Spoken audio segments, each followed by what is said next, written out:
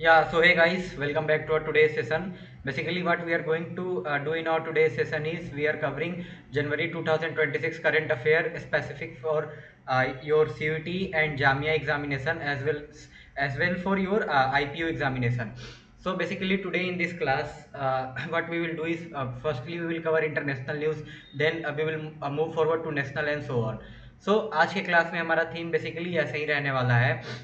मैं आपको online question बताऊंगा कैसे एग्जामिनेशन में पूछा जा सकता है। नोट्स आप वीडियो को पॉज कर करके यहाँ पे आप बेसिकली नोट कर सकते हो, और साथ ही में पीडीएफ तो आपको प्रोवाइड करा ही दिया जाएगा। ठीक है, तो आज के क्लास अगर हम स्टार्ट करें तो एज यूजुअल हम लोग सबसे पहले हमको क्या देखने को मिलेगा, इंटरनेशनल न्यूज़। तो सबसे पहले यहाँ पे इंपॉर्टेंट बहुत बहुत ज़्यादा है कि इंडिया यूरोप के बीच में यहाँ पे फ्री ट्रेड एग्रीमेंट साइन हो रखा है। बेसिकली क्वेश्चन ये पूछा जा सकता है कि which free trade agreement between two countries are known as mother of all trade deals. तो आंसर क्या हो जाएगा, India European Union free trade agreement. उसके बाद इसमें कुछ आपको ये याद रखना है कि दोनों अगर इंडिया और यूरोपियन यूनियन के जितने भी कंट्रीज अगर मिल जाएं तो वर्ल्ड के जीडीपी के 25% ऑफ द ग्लोबल जीडीपी में इनका शेयर है। देन इससे बेनिफिट क्या होने वाला है, तो ऐसे तो आपसे वन लाइनर में पूछने का बहुत कम चांस है, ये तो क्लैट वालों के लिए ज़्यादा इंपॉर्टेंट है, पर फिर भी बता दे रहा हूँ। यहाँ पे यूरोपियन जो कार लग्जरियस कार जो यहाँ पे जिन पे पहले 110% इंडिया के द्वारा यहाँ पे टैरिफ लगाया जाता था, अब वो रिड्यूस कर कर कितना 10% कर दिया गया है। तो एक तरीके से देखा जाए तो European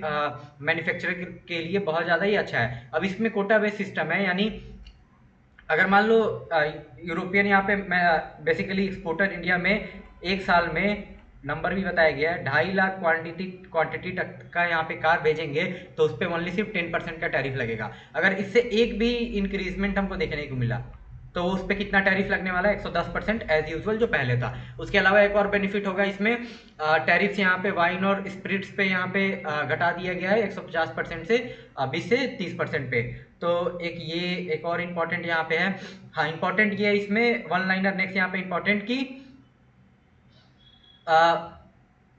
chief guest who are the chief guest for 77th republic day celebration. तो आंसर क्या हो जाएगा, यूरोपियन काउंसिल की प्रेसिडेंट प्रेसिडेंट एंटीनियो कोस्टा, और साथ ही में यूरोपियन कमीशन की president Ursula von der Leyen, ये यहाँ पे स्टेट विजिट पर थी इंडिया की फ्रॉम 25 टू 27 ऑफ जनवरी 2026। इसी दौरान यहाँ पे हम लोग यहाँ पे 26 जनवरी को यूरोपियन यूनियन के साथ फ्री ट्रेड एग्रीमेंट साइन किए। एक और क्वेश्चन पूछा जा सकता है, who is known as Gandhi of Lisbon. तो आंसर क्या हो जाएगा हमारा, एंटीनियो कोस्टा, जो पोर्टुगल कंट्री के पहले बेसिकली वहां से ये बिलोंग करते हैं। ठीक है, उसके अलावा इसमें एज सच इंपॉर्टेंट ये आपसे पूछा जाएगा स्टैटिक में कि where is headquarter of European union. तो आंसर क्या हो जाएगा हमारा, ब्रुसेल्स, बेल्जियम। ठीक है, उसके अलावा ये पूछा जा सकता है कि how many countries are total member of European union. तो there are currently 27 member countries which are member of European Union. Earlier before United Kingdom withdraw from European Union, there are 28 countries, but UK announced its withdrawal from European Union in 2016, and finally its withdrew from European Union in 2020, and this event what we know as Brexit. Okay, right now European union में हमें कितना country देखने को मिलता है, around 27, पर 27 में से मात्र 21 कंट्रीज है जो यहाँ पे यूरो का इस्तेमाल करते हैं। तो वहीं यहाँ पे बताया हुआ है कि जो कंट्री यहाँ पे, एक और टर्म बहुत इंपॉर्टेंट है, those country which use euro as a currency for their country, they are known as eurozone. ठीक है, ये बहुत इंपॉर्टेंट है। 27 कंट्रीज में से ओनली 21 कंट्रीज यहाँ पे यूरो का इस्तेमाल करते हैं एज ए अपने देश के करेंसी के रूप में। ठीक है, लेटेस्ट मेंबर यहाँ पे यूरोजोन का यानी यूरो करेंसी इस्तेमाल करने वाला 21st मेंबर यहाँ पे बना है बुल्गारिया। बहुत ज़्यादा इंपॉर्टेंट है, हमने प्रीवियस क्लास में कवर भी किया था। नेक्स्ट यहाँ पे ऐसा सच इंपॉर्टेंट है नहीं, फिर अगर आगे हम लोग बढ़े तो ये ऐसे पूछा जाएगा कि which country recently join India Pacific ocean initiative IPOI। तो आंसर क्या हो जाएगा, स्पेन। ठीक है, उसके बाद ये पूछा जा सकता है कि when did IPOI was launched और एस्टैब्लिश्ड। तो आंसर हो जाएगा in year 2019 at the East Asia summit in which was held in Bangkok, Thailand. ठीक है, नेक्स्ट यहाँ से आपसे ये पूछा जा सकता है कि सागर इनिशिएटिव के बारे में आपको खुद से पढ़ लेना है। ये 2015 में लॉन्च किया गया था, इसके बारे में और ज़्यादा आपको पढ़ लेना है। ठीक है, नेक्स्ट यहाँ पे रिस्पॉन्सिबल नेशन इंडेक्स 2026, ये बेसिकली ये क्वेश्चन इससे पूछा जाएगा कि विच institution is responsible for preparing responsible nation index, तो आंसर हो जाएगा वर्ल्ड इंटेलेक्चुअल फाउंडेशन। और ये रिपोर्ट इंडिया के द्वारा निकाला जाता है। बेसिकली इस बार न्यू दिल्ली में प्रेजेंट किया गया। ये पूछा जा सकता है कि which country top the responsible nation index, तो आंसर क्या हो जाएगा Spain with the score 0.61, and India का रैंक क्या है इसमें बहुत ज्यादा इंपॉर्टेंट है 16 विद द स्कोर 0.55। नेक्स्ट यहाँ पे गाजा पीस रिकंस्ट्रक्शन बोर्ड यहाँ पे बनाया जा रहा है, तो उसमें आपसे ये पूछा जा सकता है कि ये बहुत इंपॉर्टेंट है कि कोई अगर इस गाजा पीस प्लान का अगर मान लो यहाँ पे मेंबर बनना चाहता है गाजा के रीडेवलपमेंट के लिए, तो उसको उस मेंबर बनने के लिए $1 बिलियन का कंट्रीब्यूशन करना पड़ेगा, यानी इंडिया के कितना 78,000 करोड़, बहुत ज़्यादा है। और यहाँ पे उन कुछ कंट्रीज का नाम बताया हुआ है जो क्या यहाँ पे basically already invitation Donald Trump का एक्सेप्ट कर रही हैं। इसमें से मात्र ही कुछ ऐसा कंट्री है जो बेसिकली इतना पैसा देने के सिचुएशन में भी है, जैसे कि जो मिडिल ईस्ट के कंट्रीज हो गए उनके पास पैसा है, इंडोनेशिया हो गया उनके पास पैसा है, बाकी ऐसा इसमें कोई ऐसा कंट्री हमको दिख नहीं रहा है जो कि खुद यहाँ पे इतना कैपेबल हो कि इतना पैसा दे सके। पर again as usual Donald Trump का प्रेशर, यहाँ पे पाकिस्तान लग रहा है IMF से लोन लेगा उसके बाद इतना पैसा देगा।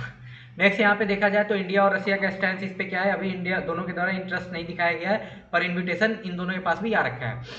नेक्स्ट यहाँ पे देखें तो आपसे ये पूछा जा सकता है कि हाँ ब्रांड फाइनेंस ग्लोबल 500 रिपोर्ट 2026 में कौन सा फर्म टॉप किया है, यहाँ पे एप्पल, देन यहाँ पे TCS है, और इंडिया की तरफ से मात्र यहाँ पे टाटा ग्रुप है जिसका रैंक 61 है, ये इंपॉर्टेंट है। नेक्स्ट यहाँ पे बढ़े तो टाइम्स हायर एजुकेशन रिपोर्ट के हिसाब से टॉप इंस्टीट्यूशन आर्ट्स बिजनेस और सोशल साइंस में MIT है US का, कंप्यूटर साइंस और मेडिकल के लिए ऑक्सफोर्ड है UK का, और बेसिकली हार्वर्ड इंजीनियरिंग और लाइफ साइंस के पढ़ाई के लिए टॉप पोजीशन पे। इंडिया की तरफ से कंप्यूटर साइंस में एक तरीके से देखा जाए तो टॉप 100 में आने वाला एक ही इंस्टीट्यूशन है, वो है IISc बेंगलोर।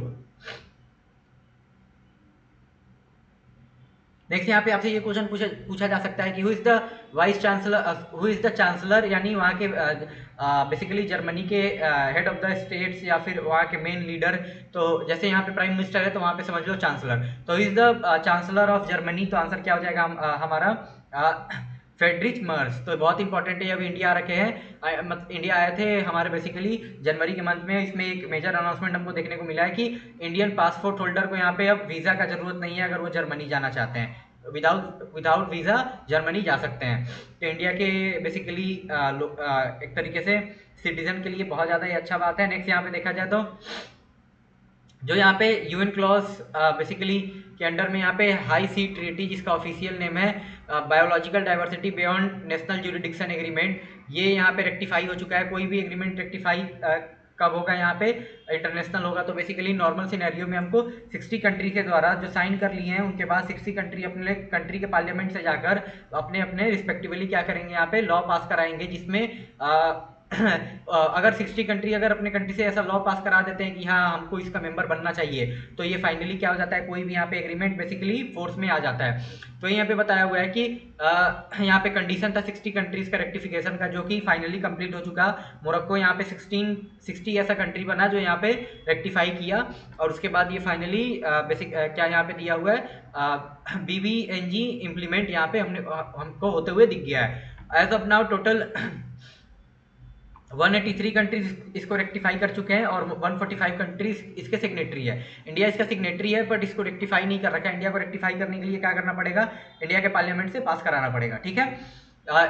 इस लीगल बाइंडिंग ट्रीटी से एक बेनिफिट होने वाला है कि इंटरनेशनल वाटर, ये कितना 2/3 of the international water protect कर सकते हैं। अब यहाँ पे मैं थोड़ा सा बेसिक समझा दे रहा हूँ। यहाँ पे मान लो कि इंटरनेशनल वाटर कौन सा हो गया, तो ये मान लो इंडिया का मैप है, इंडिया के मैप से समझा रहा हूँ। तो आप सबको पता होगा कि किसी भी कंट्री के कोस्ट से, इंडिया कोस्ट है 200 नॉटिकल माइल्स तक, 200 नॉटिकल माइल्स तक वो पूरा एरिया स्पेशल एक्सक्लूसिव जोन किसका रहता है, उस रिस्पेक्टिव कंट्री का, तो इंडिया का है। पर इसके बाद का भी एरिया है मान लो, तो वो सब किसका है, वो पूरे वर्ल्ड का। इस पे कोई भी बेसिकली आके सबके लिए फ्री है, तो इसलिए यहाँ पे किसी का ज्यूरिडिक्शन नहीं था। तो यहाँ पे बहुत ज़्यादा वायलेशन किया जा रहा था, बेसिकली पैसिफिक रीजन में हमको देखने को मिल रहा था चाइना के द्वारा।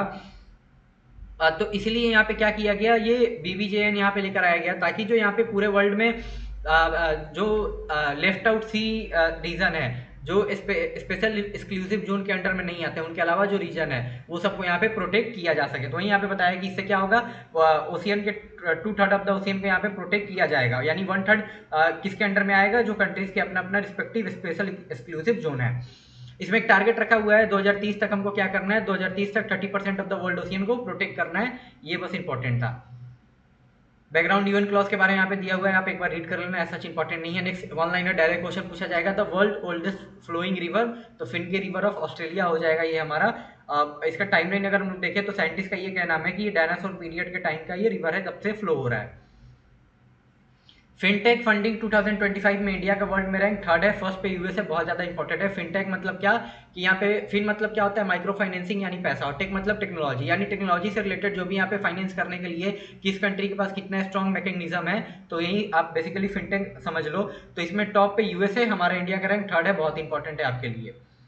नेक्स्ट यहाँ पे नेशनल न्यूज की तरफ हम बढ़े, तो यहाँ पे सबसे पहले वही आपसे ये पूछा जाएगा कि theme of this year 77th republic day, तो क्या हो जाएगा 150 years of Vande Mataram. Special क्या था, पेंटिंग बेट्स ऑन तजेंद्र कुमार मित्रा 1923 पोयम वंदे मातरम और डिस्प्लेस इन द बैकग्राउंड। ठीक है, आगे यहाँ पे बढ़े तो यहाँ पे अब रीड कर लेना कि इस बेसिकली इस बार जो परेड, ये शो, ये सब होता है, उसमें क्या क्या दिखाया गया इंडिया के द्वारा। नेक्स्ट ये आप बहुत इंपॉर्टेंट है कि कंट्री का पहला integrated private satellite manufacturing unit कहाँ पे खोला जाने वाला है, सनात, गुजरात में। नेक्स्ट यहाँ पे आगे बढ़े हम लोग, तो इंपॉर्टेंट, ये बहुत इंपॉर्टेंट है कि कंट्री का पहला humanoid robot ASC Arjun deploy किया गया विशाखापट्टनम स्टेशन में। इसका क्या काम, क्या यहाँ पे रहेगा, बेसिकली मॉनिटर करना जितने भी लोग हैं, क्राउड को मॉनिटर करना, डिटेक्ट करना इंट्रूडर्स को, साथ ही में रियल टाइम अलर्ट कर कंट्रोल रूम से यहाँ पे भेजना। ये जैसे आप लोग ट्रेन पे बेसिकली सुनते होंगे कि अनाउंसमेंट होता है स्टेशन पे, तो अनाउंसमेंट ये 3 लैंग्वेज में कर सकता है, हिंदी, इंग्लिश और तेलुगु, और 24/7 ये अवेलेबल रहेगा काम करने के लिए, तो ये भी बहुत अच्छा है। नेक्स्ट आपसे ये पूछा जाएगा कि कंट्री का पहला sleeper Vande Bharat train, what sleeper, इससे पहले स्लीपर नहीं था, तो ये कहाँ से रूट, किस रूट के बीच में चला है, तो आंसर क्या हो जाएगा, हावड़ा टू कामाख्या, असम। नेक्स्ट यहाँ पे हाँ ये पूछा जा सकता है कि भारत फ्यूचर सिटी किन 2 कंट्रीज के द्वारा यहाँ पे बनाया जा रहा है, तो आंसर क्या हो जाएगा हमारा, भारत फ्यूचर सिटी का हमारा आंसर क्या यहाँ पे होने वाला है, भारत फ्यूचर सिटी किन 2 कंट्रीज के द्वारा बनाया गया है, यूएई और साथ में इंडिया का एक स्टेट है तेलंगाना, उनके बीच में कोलैबोरेशन किया गया है। और भारत स्मार्ट फ्यूचर सिटी है क्या, तो इंडिया का पहला net zero greenfield smart city होगा, यानी हमको कार्बन एमिशन देखने को नहीं मिलेगा। नेक्स्ट डायरेक्ट क्वेश्चन ये आपसे पूछा जाएगा कि इंडिया का फर्स्ट बायो हैप्पी डिस्ट्रिक्ट, तो ये क्या है केई पाइनोर, ये अरुणाचल प्रदेश का एक डिस्ट्रिक्ट है, ये इंडिया का पहला बायो हैप्पी डिस्ट्रिक्ट है। What does bio happy district means, basically we have to maintain work life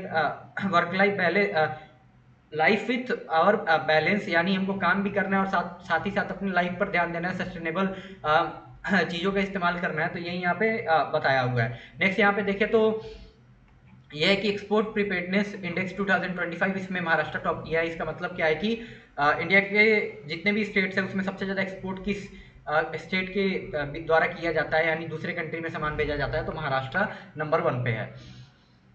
next यहाँ पे ये आप रीड कर लेना बस कि उड़ीसा गवर्नमेंट यहाँ पे बेसिकली गुटखा के सेल पे, पान मसाला और टबैको ऐसे आइटम पे बेसिकली बैन करने के लिए यहाँ पे नोटिफिकेशन लेकर आ रखी है। नेक्स्ट क्वेश्चन ये आपसे पूछा जाएगा कि पंजाब में पहला डॉग सेंचुरी कहाँ पे इनोग्रेट हुआ है, तो आंसर क्या हो जाएगा, आईबोआल डेयरी कॉम्प्लेक्स लुधियाना। डिफेंस में और यहाँ पे कुछ अगर हम लोग देखें तो इंपॉर्टेंट यही है कि इंडिया का पहला private earth observation satellite consultation किन 2 इंस्टीट्यूशन के टाई अप से बना है, ये इंडिया का पहला प्राइवेट है, बेसिकली इसरो के द्वारा ऑलरेडी बनाया जा चुका है, पर ये पहला प्राइवेट ऑब्जर्वेशन सैटेलाइट कंसल्टेशन है जो पिक्सेल और इन स्पेस के टाई अप के बीच टाई अप के कारण हमको बनते हुए देखने को मिलेगा।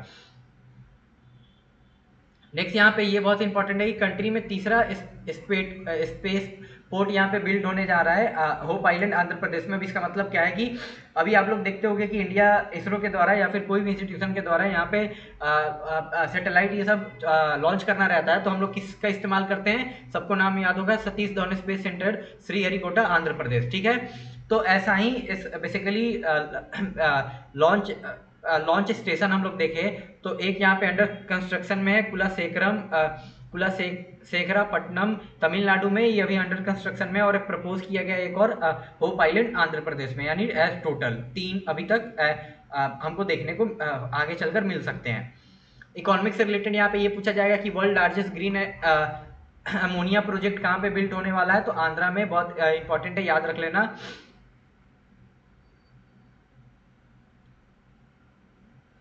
इंडिया 4th लार्जेस्ट जीडीपी बन चुका है यहाँ पे जापान को सरपास करके, वी ऑलरेडी नो। बजट के बारे में ऑलरेडी बता दिया हूँ यहाँ पे। बजट फरवरी मंथ में और अच्छे से हम लोग करेंगे। उसके अलावा इसमें ऐसा सच इंपॉर्टेंट है नहीं, आप एक बार रीड कर लेना पीडीएफ। अवार्ड्स एंड ऑनर्स में देख ले तो हाँ, पद्म विभूषण अवार्ड इस बार किसको किसको मिला है, तो धर्मेंद्र जो बॉलीवुड के बहुत बड़े एक्टर थे उनको यहाँ पे आर्ट्स फील्ड से मिल रखा है। केटी थॉमस एक केरला के बेसिकली जज थे, उनको यहाँ पे मिला हुआ है। MS.N. राजम, ये भी एक आर्ट फील्ड से इनको मिला हुआ है। नेक्स्ट है पी नारायणन, लिटरेचर और एजुकेशन के लिए मिला हुआ है। देन है VS अच्युतानंदन, ये पब्लिक अफेयर फील्ड से इनको यहाँ पे बेसिकली पद्म विभूषण मिला हुआ है। तो आपको बस ये याद रखना है कि इस बार के पद्म विभूषण के विनर कौन कौन है। नेक्स्ट यहाँ पे पद्म भूषण तो अलका याग्निक सिंगर है, इनको मिला हुआ है। Uday Kotak, we all know, Kotak Mahindra bank के हेड में से भी एक है। देन है शिबू सोरेन, झारखंड के फॉर्मर प्राइम मिनिस्टर, इनको क्या मिला है, पद्म भूषण। नेक्स्ट यहाँ पे पद्मश्री किसको किसको मिला है, तो क्रिकेटर में एक रोहित शर्मा हो गया। Then Indian womens cricket team की कैप्टन हरमनप्रीत कौर। देन है हॉकी टीम की captain miss Savita Punia. Next है यहाँ पे हॉकी टीम के player mens Baldev Singh. Next यहाँ पे अशोक चक्र 1 यानी highest peace time gallantry award किसको मिला है, ग्रुप कैप्टन शुभांशु शुक्ला। ये बहुत इंपॉर्टेंट है, क्यों, क्योंकि इंडिया को ये रिप्रेजेंट किए थे एक्सियम 4 मिशन में, जो कहा गया था इंटरनेशनल स्पेस स्टेशन में, ठीक है। नेक्स्ट यहाँ पे ये भी बहुत इंपॉर्टेंट है कि टेलर इन्वायरमेंटल प्राइज, ये बेसिकली इन्वायरमेंट का नोबेल प्राइज समझ लो इसको, also known as Nobel prize for environment related things. तो इस बार किसको अवार्ड किया गया है, टोबी कीर्स को, बस नाम यहाँ पे याद रखना है। गोल्डन ग्लोब अवार्ड ऐसा इंपॉर्टेंट है नहीं, आप रीड कर लेना। ये देख लेना 35 GD बिरला अवार्ड किसको मिला हुआ है, तो प्रोफेसर बुसरा अतीक जो कानपुर की प्रोफेसर है उनको यहाँ पे मिला हुआ है। नेक्स्ट यहाँ पे ये हमारे लिए इंपॉर्टेंट है नहीं, ऑलरेडी हमने लास्ट क्लास में कवर किया था कि मारिया कोर्निया मचादो यहाँ पे क्या उनको नोबेल पीस प्राइज मिला था, जो वेनेजुएला की ऑपोजिशन लीडर हैं, पर वो आगे चलकर डोनाल्ड ट्रंप को अपने नोबेल पीस प्राइज को यहाँ पे गिफ्ट कर चुकी हैं। Not important. या ये इंपॉर्टेंट है कि इस बार की विजय हजारे ट्रॉफी में विदर्भ ने किसको, सौराष्ट्र को हराकर बेसिकली विजय हजारे ट्रॉफी जीत लिया पहली बार। देखो विजय ईरानी ट्रॉफी विदर्भ जीता है, रणजी ट्रॉफी विदर्भ जीता है, विजय हजारे ट्रॉफी विदर्भ जीता है, ठीक है। और सैयद मुश्ताक अली ट्रॉफी झारखंड जीता है, और दिलीप ट्रॉफी यहाँ पे सेंट्रल जोन जीता है। ये आपके लिए डोमेस्टिक इंडिया के जितने क्रिकेट टूर्नामेंट्स होते हैं ये ऑलरेडी इसमें बता दिया। ऐसे सीरीज यहाँ पे इंग्लैंड और ऑस्ट्रेलिया के बीच में होता है। इस बार बेसिकली ऑस्ट्रेलिया ने यहाँ पे इंग्लैंड को 4-1 से सीरीज में हरा दिया। 5 मैच का सीरीज था जिसमें ऑस्ट्रेलिया ने 4 मैच जीता और एक में बेसिकली किसने, इंग्लैंड ने। देन एक Cooch Behar trophy under 19 level पे खेला जाता है, यानी 19 साल से जो कम के प्लेयर है यहाँ पे।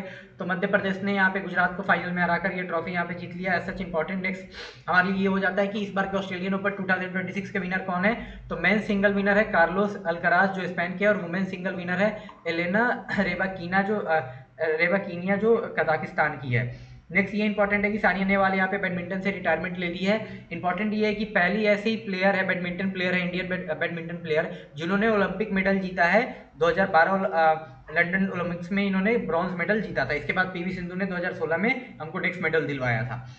नेक्स्ट यहाँ पे और इनके बारे में बताया गया कि 2015 में बैडमिंटन में वर्ल्ड नंबर 1 भी ये बनी थी। नेक्स्ट इंपॉर्टेंट अपॉइंटमेंट देख ले लोग, तो ये देख लेना कि बीजेपी के न्यू नेशनल प्रेसिडेंट नितिन नवीन यहाँ पे इलेक्ट हुए, youngest basically president of BJP के तरफ से बने हैं, बीजेपी प्रेसिडेंट के पोस्ट होल्ड करने वाले।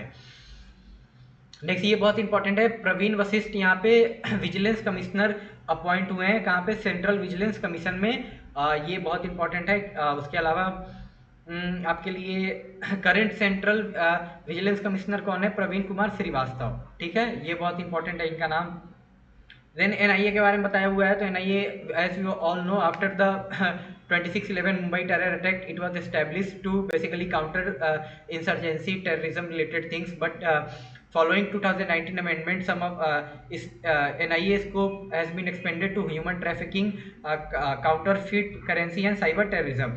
Headquarter of NIA is at New Delhi. It comes under Ministry of Home Affairs, and the current Minister of Home Affairs is Sri Amit Shah. Next यहाँ पे आपके लिए इम्पोर्टेंट ये देख लेना कि ITBP Indian Tibetan police force किस border को प्रोटेक्ट करता है। तो इंडिया चाइना के जो बॉर्डर है लद्दाख से अरुणाचल तक, किसका काम है यहाँ के बॉर्डर को प्रोटेक्ट करने का। नेक्स्ट यहाँ पे बॉर्डर रोड ऑर्गेनाइजेशन है, बेसिकली इसका आपको इसका एस्टेब्लिशमेंट ईयर याद रखना है 7 मई 1960, हेडक्वार्टर न्यू दिल्ली। मोटो याद रखना है श्रमेना सर्वम सत्यम, यानी everything is achievable through hard work. It comes under ministry of defence, but before 2015 it was under the ministry of road and transport. Current minister of road and transport is Shri Nitin Gadkari and current minister for defence is Shri Rajnath Singh. Basically, its main work is to construct and maintain roads and bridges in India across border area as well as friendly countries such as Bhutan and Afghanistan। ठीक है। Next यहाँ पे देखें तो कुछ यहाँ पे high court जज का यहाँ पे अपॉइंटमेंट ईयर दिया हुआ है, आप देख लेना। इसमें एक ये याद रखना कि सुप्रीम कोर्ट में कोई भी यहाँ पे जज ऑफिस कब तक होल्ड कर सकता है, तो 65 ईयर, बट हाई कोर्ट में कितना, ओनली 62 ईयर। ये बेसिक चेंज है जो आपको याद रखना है। इंपॉर्टेंट डेट अब ये देखना, वर्ल्ड ब्राइल डे यहाँ पे 4 जनवरी को है। प्रवासी भारतीय दिवस 9 जनवरी को है, क्योंकि इसी के दिन महात्मा गांधी साउथ अफ्रीका से वापस इंडिया आए थे।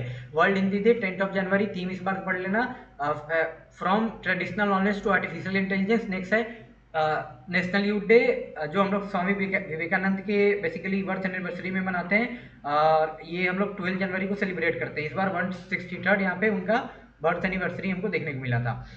नेक्स्ट यहाँ पे सच इंपॉर्टेंट ये देख लेना, नेशनल स्टार्टअप डे। उसके अलावा ये देख लेना कि पराक्रम दिवस कब मनाते हैं लोग, 23 जनवरी को। हमारे जो फ्रीडम फाइटर थे नेताजी सुभाष चंद्र बोस और आज़ाद हिंद फौज के फाउंडर, उनके बर्थ एनिवर्सरी को हम लोग पराक्रम दिवस के रूप में सेलिब्रेट करते हैं। Next national voter day important है, 25 जनवरी। थीम देख लेना। रिपब्लिक डे के बारे में बता दिया हूँ मैं ऑलरेडी। और इसके अलावा अगर हम लोग देखें तो एज सच इसमें इंपॉर्टेंट कोई है नहीं। AI इम्पैक्ट समिट देख लेना कहाँ होस्ट हुआ था, इंडिया में, और ग्लोबल साउथ में होने वाला पहला ऐसा इवेंट था, और इसमें कुछ इंपॉर्टेंट है नहीं इसका, वो आप एक बार देख लेना। इसके 3 बेसिकली थीम जो है, सूत्रास, पीपल, प्लैनेट एंड प्रोग्रेस। ठीक है। उसके अलावा ऐसा इंपॉर्टेंट है नहीं। ये देख लेना कि स्पाइस गार्डन ऑफ इंडिया किसको बोलते हैं हम लोग, केरला को, और कुछ इंपॉर्टेंट इसमें नहीं है। ठीक है। तो आज के क्लास में हमारा इतना ही। नेक्स्ट फिर से आपसे मिलेंगे नेक्स्ट क्लास में, तब तक के लिए बाय बाय, टाटा। और आप लोग को ये नोट्स प्रोवाइड कर दिया जाएगा, जल्दी से आप ये जितना भी वर्क हो आप कंप्लीट कर लेना।